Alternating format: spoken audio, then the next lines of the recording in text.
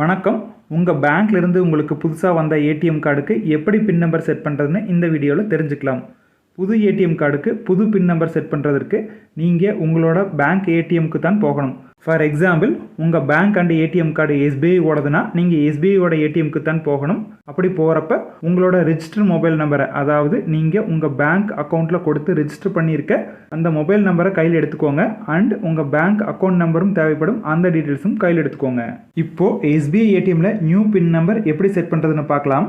First உங்களோட புது ATM கார்டை ஏடிஎம்மில் இன்சர்ட் பண்ணிக்கோங்க. உங்கள் லாங்குவேஜ் செலக்ட் பண்ணிக்கோங்க. இங்கே நான் இங்கிலீஷ் செலக்ட் பண்ணியிருக்கேன். நெக்ஸ்ட் ஸ்க்ரீனில் பின் ஜென்ரேஷன் ஆப்ஷனை செலக்ட் பண்ணிக்கோங்க.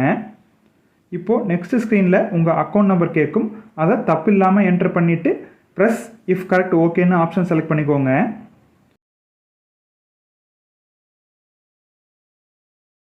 நெக்ஸ்ட் ஸ்க்ரீனில் உங்கள் ரிஜிஸ்டர்ட் மொபைல் நம்பரை என்டர் பண்ணிவிட்டு ப்ரெஸ் இஃப் கரெக்டுன்னு ஒரு ஆப்ஷன் இருக்கும், அதை செலக்ட் பண்ணிக்கோங்க.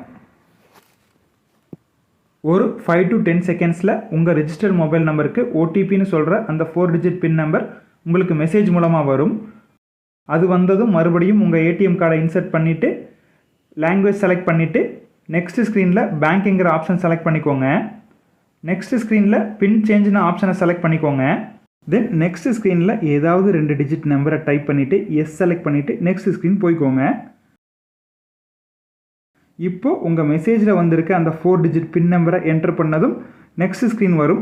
அதில் உங்களுக்கு தேவையான நம்ம 4 டிஜிட் பின் நம்பரை கொடுத்துக்கோங்க. அடுத்த ஸ்க்ரீன்லையும் அதே நம்ம 4 டிஜிட் பின் நம்பரை மறுபடியும் ரீஎன்டர் பண்ணிக்கோங்க.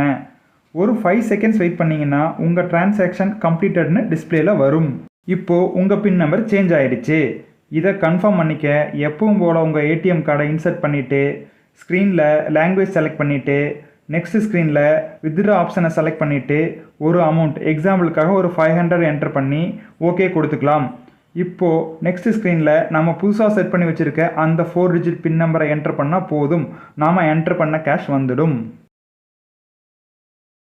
இது ரொம்ப ஈஸியான ப்ராசஸ் தான். அடுத்தவங்க ஹெல்ப் இல்லாமல் நீங்களே உங்களோட நியூ பின் செட் பண்ணிக்கலாம்.